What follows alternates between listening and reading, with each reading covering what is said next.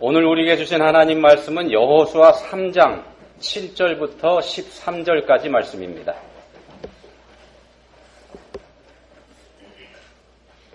한 목소리로 읽겠습니다.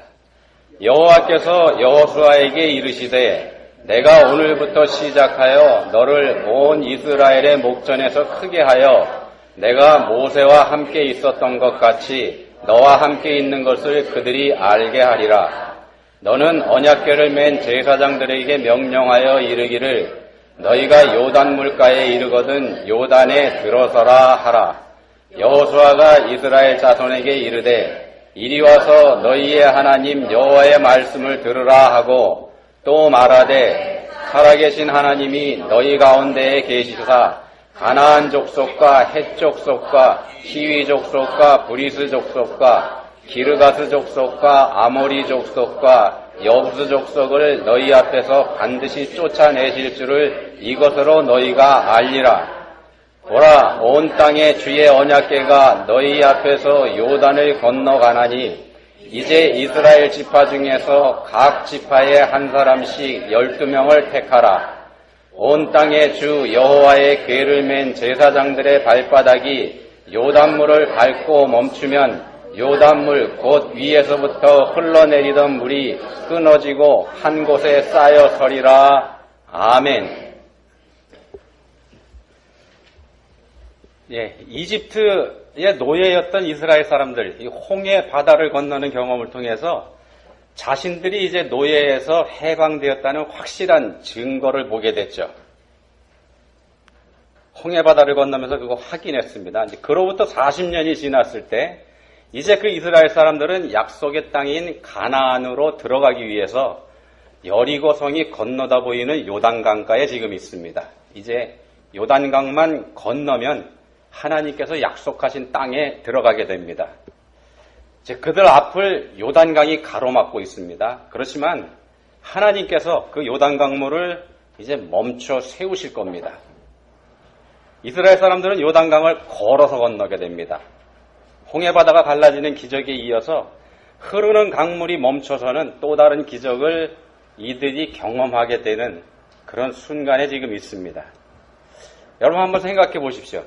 가만히 있는 바닷물을 가르는 거하고 흘러가는 강물을 멈춰 세우는 거, 이 두 가지 중에서 어떤 게 더 어려울까요? 한번 생각해 보시기 바랍니다. 비교가 쉽지 않죠. 그렇지만요, 분명한 건 둘 다 기적일 수밖에 없다는 사실입니다. 다른 말로 하면은 우리 인간의 힘으로는 둘 중에 어떤 것도 할 수 없다는 사실입니다. 그래서 전능하신 하나님께서 개입하셔야만 일어날 수 있는 일이 이 두 가지 일입니다. 그래서 둘 다 똑같습니다. 그런 면에서는 요단강은 강이라고 부르기에 미안할 정도로 작은 규모의 강이다 그렇게 알려져 있습니다. 그렇지만 본문의 상황에서는 그렇지 않습니다. 본문에 이어지고 있는 우리가 13절까지만 오늘 본문으로 읽고 있습니다만 15절에 보시면은 요단이 곡식 거두는 시기에는 항상 언덕에 넘치더라 이렇게 되어 있습니다.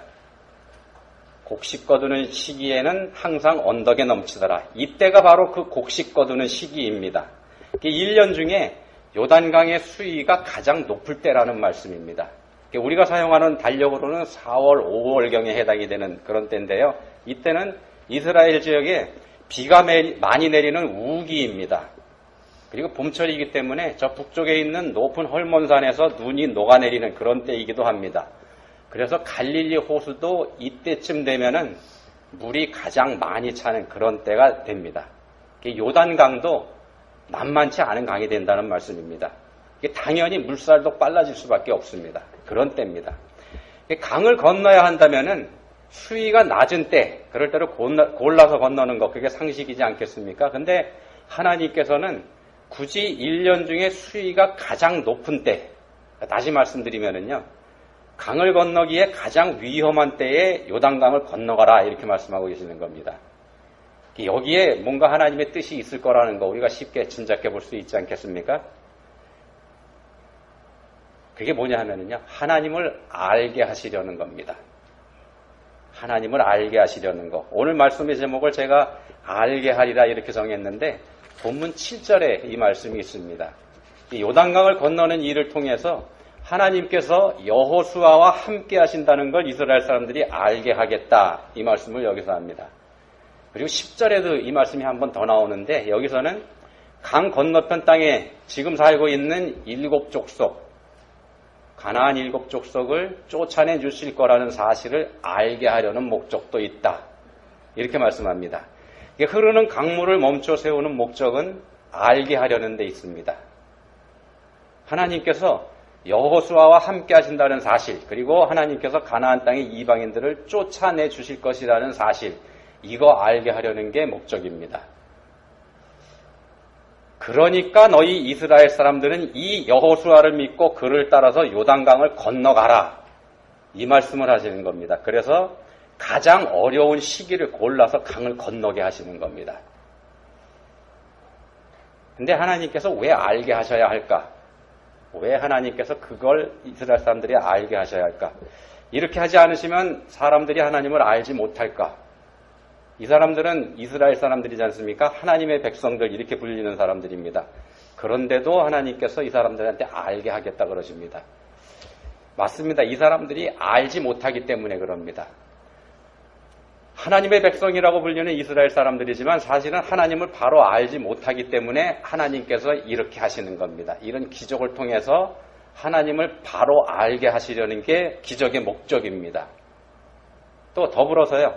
하나님의 백성이라고 불리는 우리들이지만 우리도 하나님을 잘 알지 못하기 때문에 오늘 우리에게도 이 말씀을 주시는 겁니다. 하나님께서 우리에게 이 말씀을 통해서 알게 하시려는 게 있다는 말씀입니다.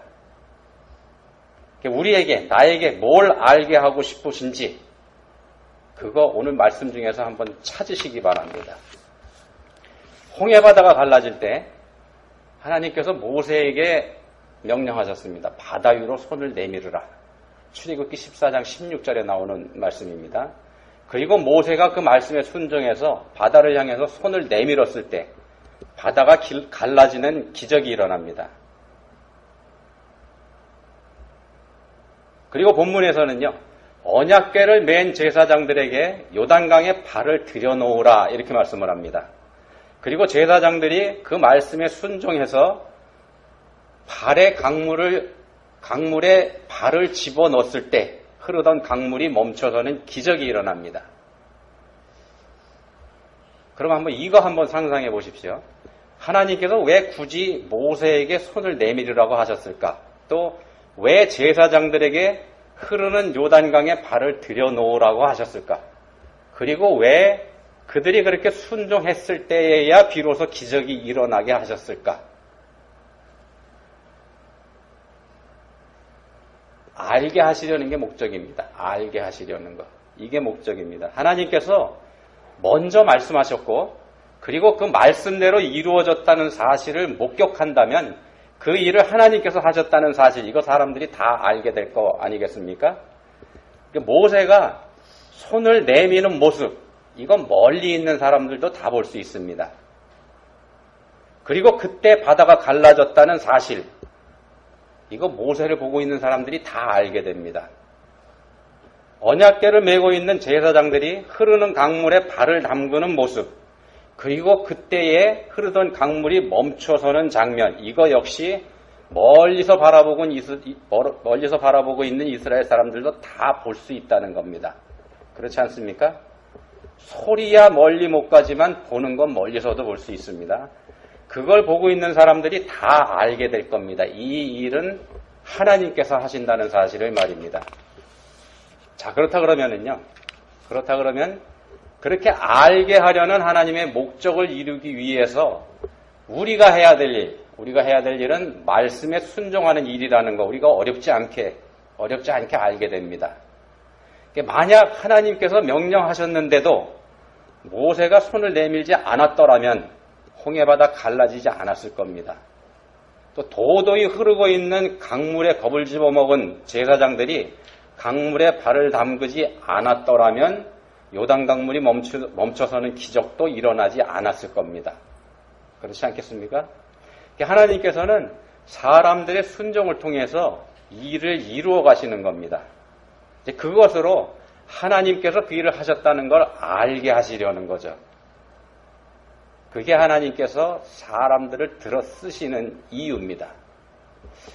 근데 여기서 이제 시험이 주어집니다. 사람들한테 시험이 주어집니다. 이거 한번 생각해 보십시오. 요단강에 발을 들여놓자마자 흐르던 물이 멈춰섰습니다.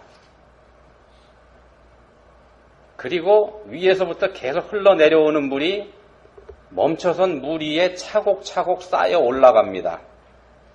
시간이 흐를수록 쌓이는 물의 벽이 점점 높아집니다.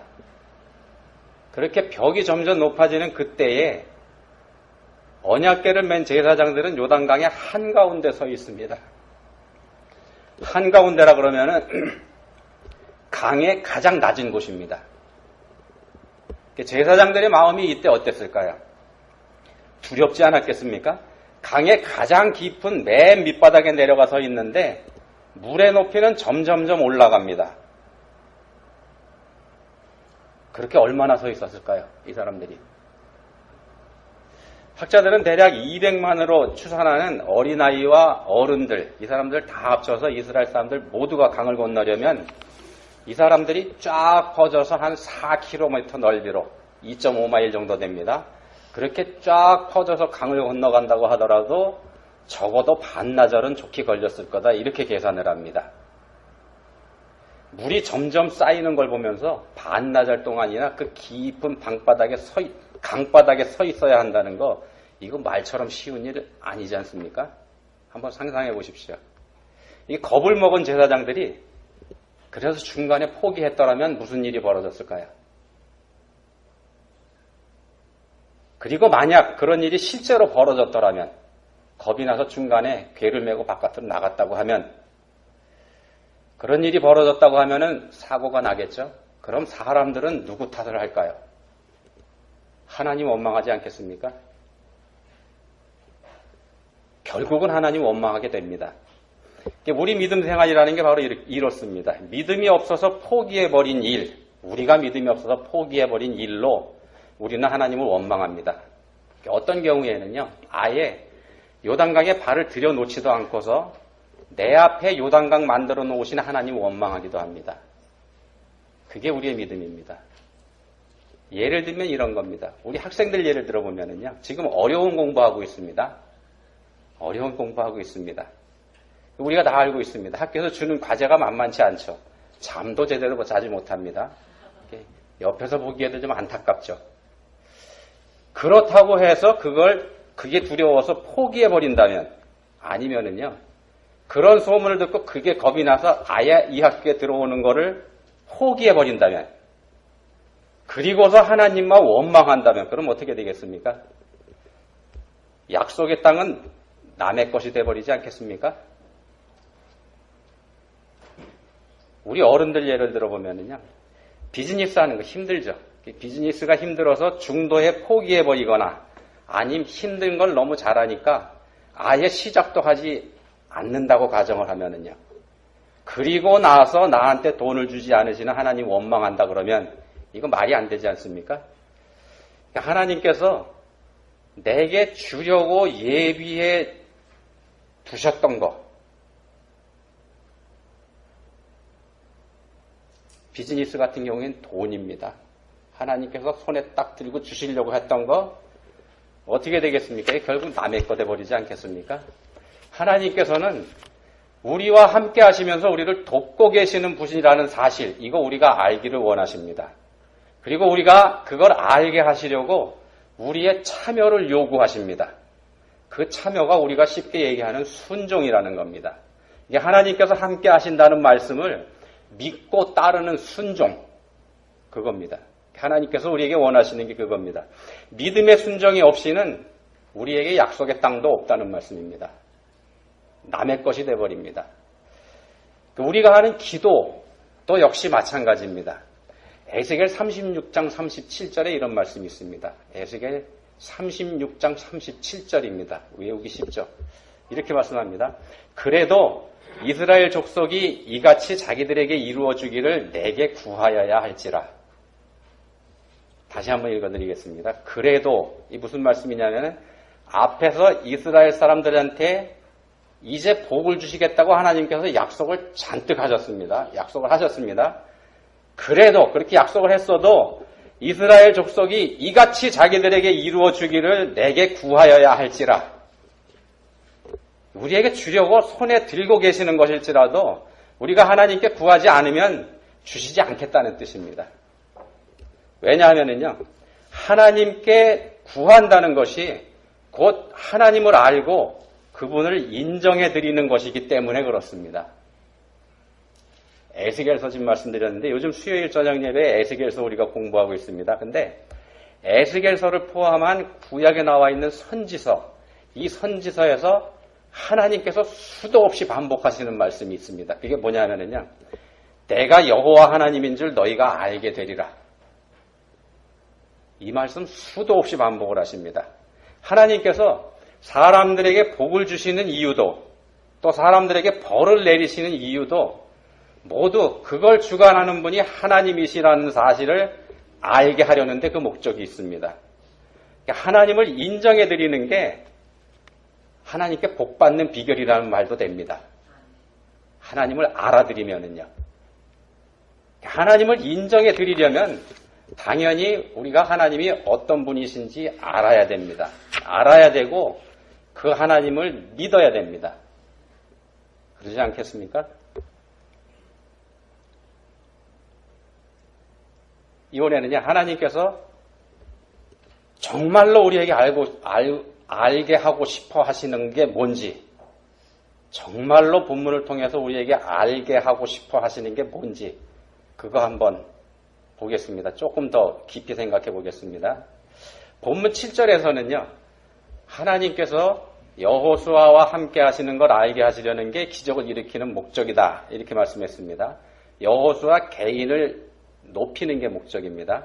이게 표면적인 목적입니다. 근데 기적을 통해서 강을 건넌 사람들이 실제로 그 일 이후에 여호수아를 인정하게 됩니다. 우리가 오늘 본문을 여호수아 3장에서 보고 있는데 강을 건넌 4장 14절에서 이런 말씀이 나옵니다. 그날에 여호와께서 모든 이스라엘의 목전에서 여호수아를 크게 하심에 그가 생존한 날 동안에 백성이 그를 두려워하기를 모세를 두려워하던 것 같이 하였더라. 그리고 본문 10절에서는요. 하나님께서 가나안 땅의 이방인들을 내쫓아 주실 거라는 사실을 알게 하려는 것, 이게 목적이었다고 말씀을 했죠. 실제로 이스라엘 사람들이 이방인들을 몰아내고 가나안 땅을 차지하게 되지 않습니까? 가나안 땅의 거의 대부분을 이 사람들이 차지하게 됩니다. 그렇지만 불행하게도 이스라엘 사람들이 하나님 말씀에 믿음으로 순종하지 않게 됩니다. 여호수아서에 이어지는 사사기에서 우리가 알 수 있는 거, 하나님께서 가나안 땅을 이스라엘 사람들에게 주려고 손에 들고 계심에도 불구하고 이스라엘 사람들이 그 하나님을 알지 못하고 하나님 말씀에 순종하지 않기 때문에 이방 사람들을 몰아내는 일을 하나님께서 중간에 그만두셨다는 사실입니다. 사사기에서 우리가 그걸 알 수 있습니다. 사사기 2장 2절 3절 여기서 하나님께서 이런 말씀을 하십니다. 너희가 내 목소리를 듣지 아니하였으니 내가 그들을 너희 앞에서 쫓아내지 아니하리니 그들이 너희 옆구리에 가시가 될 것이며 그들의 신들이 너희에게 올무가 되리라. 그리고 이후의 이스라엘 역사가 하나님께서 지금 말씀하신 이대로 됐다는 거 성경이 증거하고 있습니다. 하나님께서 더 이상 쫓아내지 않으셨습니다.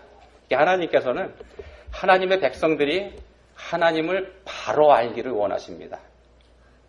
하나님의 백성들이 하나님을 바로 알기 원하십니다. 그게 하나님께서 기적을 보여주신 이유입니다. 그 기적을 성경에 기록해서 오늘의 우리에게 읽게 하시는 이유이기도 합니다. 여호수아를 위대하게 하시려는 목적과 가나안 땅을 이스라엘 사람들에게 틀림없이 주실 것이라는 사실을 이스라엘 사람들이 알게 하시려는 게 하나님께서 요단강을 멈추어 세우신 이유입니다. 본문에 나타난 표면적인 두 가지 이유입니다. 표면적인 두 가지 이유입니다. 그런데 이 두 가지 목적이 사실은요, 가만히 따지고 보면은 21세기를 살고 있는 지금의 우리들하고 별로 관계가 없습니다. 여호수아를 하나님께서 높여주시던 이스라엘 사람들에게 가나안 땅을 주시던 우리하고 상관이 없다는 겁니다. 그래서 본문에 나와 있는 지금 말씀드린 두 가지 목적, 기적을 일으키시는 두 가지 목적이 우리와는 상관이 없다는 말씀입니다. 그러지 않습니까? 아니요, 그렇지 않습니다. 우리에게 주시는 메시지가 이 안에 들어 있습니다. 우리하고 상관없는 것 같지만 우리한테 주시는 말씀이 있습니다. 우리에게도 알게 하시려는 게 이 안에 들어있다는 말씀입니다. 하나님께서 그래서 기적을 일으키시는 겁니다. 본문 7절에 보시면 모세와 함께, 그러니까 모세와 함께 있었던 것 같이 너와 함께 있는 것, 이런 말씀을 합니다. 하나님께서 함께 하신다. 이 사실을 알게 하시려는 게 하나님의 진짜 목적입니다. 본문 10절에도 보시면은요, 살아계신 하나님께서 너희 가운데 계시사, 이런 말씀을 하십니다. 그러니까 모세와 그리고 여호수아와 함께 하시는 그 하나님이 너희 이스라엘과 함께 하고 계신다, 이겁니다. 이걸 이스라엘 사람들에게 알게 하시려는 게 하나님께서 기적을 일으키시는 진짜 목적이라는 말씀입니다. 여호와의 언약궤가 이스라엘 사람들보다 앞서서 요단강으로 들어갑니다. 제사장들이 메고 들어가지 않습니까? 언약궤는 하나님의 임재의 상징이죠. 하나님이 거기에 계신다는 뜻입니다. 하나님이 거기에 내려와 계신다. 그런 뜻을 담고 있습니다. 하나님이 계시는 그 언약궤가 먼저 강물에 들어섰습니다. 하나님께서 먼저 직접 강물에 들어서셨다는 뜻입니다. 그리고 강의 맨 밑바닥에 이스라엘 사람들이 맨 밑바닥에 내려가셔서 이스라엘 사람들이 다 건널 때까지 그 맨 밑바닥에서 기다려 주십니다. 이걸 통해서 하나님께서 이스라엘 사람들과 지금 함께하고 계신다는 사실을 알게 하시려는 게 하나님의 진짜 목적입니다. 기적을 일으키시는. 그 하나님께서 본문을 통해서 오늘 우리에게 주시는 말씀, 이거 뭐겠습니까? 홍해 바다를 가르신 하나님, 그리고 흐르는 요단강물을 멈추어 세우신 하나님, 바로 그 하나님께서 오늘 우리와도 여전히 함께하고 계신다. 이거 우리에게 알게 하시려는 게 이 기적을 일으키시는 목적 아니겠습니까? 그 사실을 알게 하고 그리고 그걸 믿게 하려는 게 하나님께서 오늘 우리에게 여호수아 3장의 말씀을 주시는 이유라는 말씀입니다. 자, 그러면 이제 우리가 어떻게 해야 할까요? 그 하나님 우리가 알아야 되지 않겠습니까? 그리고 그 하나님 믿어야 되지 않겠습니까? 다른 말로 하면은요, 하나님이 하나님이시라는 사실을 우리가 인정해 드려야 되지 않겠습니까? 어떻게 하는 거냐면요, 하나님을 공경하는 마음을 가지는 겁니다. 우리의 생각 속에서, 우리의 마음 속에서 하나님을 인정해 드리는 것, 이게 먼저 있어야 된다는 겁니다. 앞에서 학생들 예를 들어드렸으니까 학생들 예를 한 번 더 들겠습니다. 학생들이 바쁘네요, 오늘. 우리 학생들, 젊은이들이 하니까 우리가 여기 살다 보면은 많은 젊은이들이 여기에 왔다 갑니다. 주로 이제 공부하러 오는 학생들이죠. 그리고 그 젊은이들의 공부가 쉽지 않다는 거 우리가 잘 알고 있습니다. 그래서 우리 나름대로 이 젊은이들 도와야 되겠다 그런 생각을 가지고 있고 나름대로 우리가 열심히 돕고 있습니다. 젊은이들을 사랑하는 마음이 우리에게 있기 때문에 우리가 이렇게 하는 거죠. 사랑하는 건 하나님께서 우리에게 주신 명령이기도 하지만 이 젊은이들이 바로 우리의 자식 같고 우리의 동생 같기 때문에 우리가 이렇게 하는 거이기도 하지 않습니까? 근데 한번 보십시오. 그 젊은이들 중에는 이미 왔다 간 젊은이들 많이 있습니다. 그 이미 왔다 간 젊은이들 중에는 여길 떠나간 지가 오래됐음에도 불구하고 우리가 여전히 기억하고 있는 사람들이 있습니다. 그 사람들이 어떤 사람들입니까? 한번 생각해 보십시오. 대체로 이런 사람들일 겁니다. 예의가 바르거나 힘든 상황에서도 열심히 하려고 애쓴 젊은이들. 대체로 그런 사람들 아닙니까? 다른 말로 하면은요, 어려운 상황에서도 자신의 도리와 본분을 잃지 않은 사람. 그런 사람들입니다. 끝까지 흐트러지지 않은 모습을 보인 사람. 또 다른 말로 하면은요, 자신의 위치를 알고 있던 사람입니다. 자신의 위치를 알고 있던 사람. 특히 우리가 기억하는 건 우리들과의 관계 안에서 자신의 위치를 알고 있는 사람. 그런 친구들이 우리 기억에 남아 있습니다. 더 쉽게 말씀드리면은요, 인사도 잘하고 흐트러지지 않는 모습을 보인 사람, 항상 밝은 얼굴을 보인 친구들이 우리 기억에 남아 있다는 겁니다. 우리가 한국 사람이기 때문에 젊은이들이 나이가 한 살이라도 더 많이 먹은 우리들을 인정해주고 깍듯이 대해줄 때 감동을 받을 수밖에 없지 않습니까, 우리가? 그러지 않습니까? 우리 한국 사람이기 때문에 그럴 수밖에 없습니다. 이걸 반대로 말씀드리면은요, 어른이 된 입장에서 말씀드리면 젊은이들이 그렇게 어른을 알아주고 다정하게 다가올 때 그 인사를 잘 받아주는 것, 이게 우리가 그 젊은이들 알아주는 그런 일이 됩니다. 그렇지 않습니까? 근데 우리 중에는 이런 경우가 있습니다. 젊은이들 중에서는 저분은 내가 모르는 분인데, 우리가 나이 든 입장에서는요, 제가 나를 언제 봤다고? 우리한테 이런 거 없습니까? 이렇게 생각해 버린다면은 서로 간의 공경, 본문의 표현을 하면 알아주는 일, 이거 없어져 버린다는 겁니다. 우리 사실 몇 명 안 됩니다. 몇 명 안 되지 않습니까? 그래서 우리가 서로 말은 안 해봤어도 실제로는 다 아는 사이입니다. 그러지 않습니까? 우리가 하나님을 공경하는 것도 이것처럼 생각보다 그리 어렵지 않다는 말씀입니다. 하나님 공경하는 거 그렇게 어렵지 않습니다. 마음에서 먼저 인정해드리면 됩니다. 하나님이 인정해드리면 됩니다. 하나님께서 지금 나와 함께하고 계신다는 사실, 이거 마음에서부터 인정하는 것, 이게 먼저 되면 그러면 됩니다. 사실 어렵지 않은 일입니다. 우리 모두가 그런 사람들이 될 수 있기를 예수님 이름으로 축원드립니다. 하나님 아버지 감사합니다. 3천 몇백 년 전에 홍해바다를 가르시고 흐르는 강물을 멈춰 세우셨던 그 기적이 오늘 우리에게 하나님을 알게 하시려는 데 목적이 있었다는 거 알게 해주셨습니다. 저희를 생각해 주시는 하나님의 은혜가 수천 년을 도도히 흘러서 저희에게 이르렀음을 알게 됩니다. 이제는 간절히 원하오니 하나님의 그 크신 경륜과 사랑 안에 저희가 있음을 분명히 깨달아 알고 하나님 경외하는 마음 저희가 늘 갖게 해주시기 원합니다. 저희를 도와주십시오. 예수님 이름으로 기도합니다. 아멘.